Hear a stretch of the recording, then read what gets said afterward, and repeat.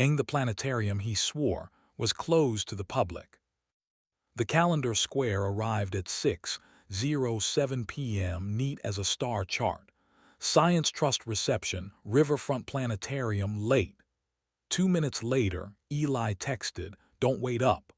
Ops asked me to listen for a hitch in the projector after speeches. Proud of me. Read he spends the heart when the rest of the sentence wants diplomatic immunity.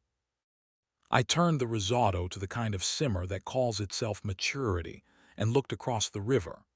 The planetarium squatted like an elegant secret at the edge of the park, the dome catching the last bruise of daylight as if it had been told to keep the sun's confidences. The square on my phone pulsed once and then behaved. I rinsed an already clean spoon because sometimes unnecessary is the only honest verb available. At 6:24, a number I didn't recognize sent a message that recognized me anyway.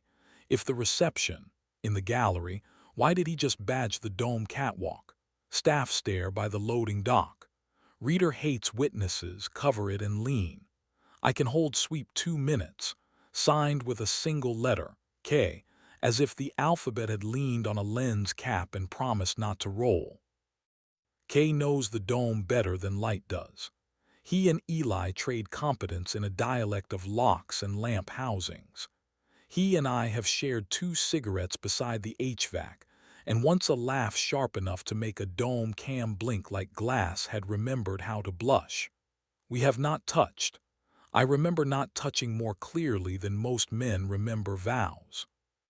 "Why tell me?" I wrote. "Because your calendar is polite and my badge logs aren't," he sent.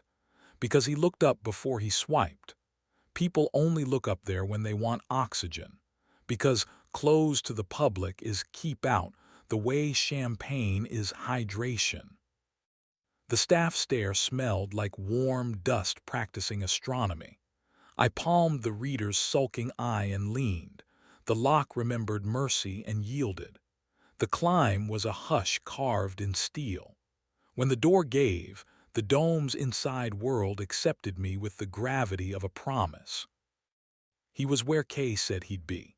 At the ring rail, jacket off, shirt open 1 button past credible, tie rolled into his pocket like a plausible denial. Opposite him leaned Marcus Vale, developer, board vice chair, roomer with a numbing hunger. 2 of Marcus's fingers rested on the handrail as if metal owed him interest. The other hovered near Eli's wrist without landing, because proximity photographs better than contact when your brand buys constellations and invoices discretion. "Closed looks occupied," I said. Eli turned. For a beat the truth used his face like glass before it reflects. Then the public version arrived, posture, breath, the tone meant for rooms where science has been asked to wear a tux. "Noah," he said. How did?" "Kay likes nouns," I said. "I like doors." Marcus smiled in the register of benefactors. "We were reviewing a bearing," he said. "Patrons delight in seeing how the stars keep their poise." "I prefer poise that doesn't need an audience," I said. Eli took 1 step toward me and let the catwalk keep the second. "We were listening for a hitch in the azimuth," he said. He wanted to hear the room without speeches. "Sound is persuasive," Marcus said, opening both hands like tasteful parentheses. 2 minutes. The sweep is punctual, my driver is tolerant. He drifted toward the projector head and admired his reflection in the black housing the way some people attend church. As he passed, 2 fingers tapped Eli's shoulder, punctuation, not possession. Eli watched me the way men watch weather when they hope thunder has a calendar conflict. "I was going to text you," he said, lower now, in the register he keeps for mornings and the soft under my jaw. "After. I wanted to know I could leave this room without letting it rename me." "You wanted to be caught," I said. "Not punished, caught." He let 1 breath out, and the dome considered not echoing it back. There is a height at which grammar resigns. I stepped into his space and put my mouth on his because planets can lie and mouths shouldn't. He kissed back with the relief of a man who has been paying interest on restraint, compounded nightly by applause and policy. He tasted like gala bourbon and the clean, metallic ache of calibrated air. My thumb found the hinge of his jaw and pressed. He made the small, involuntary sound I keep receipts for. His palm slid under my shirt and settled flat between my shoulder blades like a promise that refuses notarization. We didn't undress. The dome charges extra and cameras learn quickly. He broke the kiss first because he knows the exact second heat applies for narrative. He set his forehead to mine. Somewhere a gear softened the sound it was about to make. I didn't kiss him, he said. I wanted to want to, I texted Kay. You did, I said. He prefers oxygen to salvage. Marcus tilted his head the way men do when they think benefaction is consent. He didn't approach. The projection head stared straight ahead like a witness who knows better. Come home, Eli said. After I thank the person who hears doors, I said. Kay waited where the catwalk gives itself back to the stair, lanyard looped over 2 fingers, the patience of a person who can make light behave. He didn't smile. He also didn't make mercy expensive. Sweep hits the ring in 90, he said. If you don't want to explain your lives to a flashlight that knows your shoes, take the backstage stair to loading, cut through crates, out by receiving. The alley cam believes every bin is a bin. You sent the message, I said. I opened a door, he said. You two remembered how to walk. Receiving smelled like rain explaining itself. The alley had learned discretion from the backs of trucks. We chose sidewalks over lobbies because lobbies write captions. At home, the risotto forgave me for mistaking patience for character. We ate standing, like mammals who know where the bowls live. He told me Marcus had been sculpting a compliment into a proposition for weeks, and he had helped because selection feels like love when usefulness empties your pockets. I told him Kay had texted because some people choose air over alibi. He didn't ask whether Kay and I had ever been a worse idea. I didn't say how a green exit sign turns Kay's mouth into punctuation that finally understands itself. We didn't fight. There wasn't theater left to sell. Later, in bed, we left a sliver of cool like a reservation and let it surrender because the night had already billed us for restraint. He kissed me with the steadiness I trust more than policy. I put my mouth where his jaw goes humble and told it a morning. It was heat without spectacle. The building minded its breath. The city rehearsed forgetting our names and we let it. Morning behaved. Coffee made its case. The calendar square for tonight stayed blank, which in this town is the kink we can afford. Eli tied a tie over a throat I intend to retire with patience and kissed me like the door already knew our names. He left to explain continuity to a breakfast that confuses stars with ownership. At 9:14, a text arrived from a number saved as one letter. No ring cam saw anything but housings. I looped a focus test for 20. Consider it training. Kay, I sent, you're very proud of your training. He replied, I'm proud of your exit. No punctuation correct. By noon, a culture blog posted Marcus haloed in champagne under a photo of the dome, captioned with stewardship and vision. I scrolled past.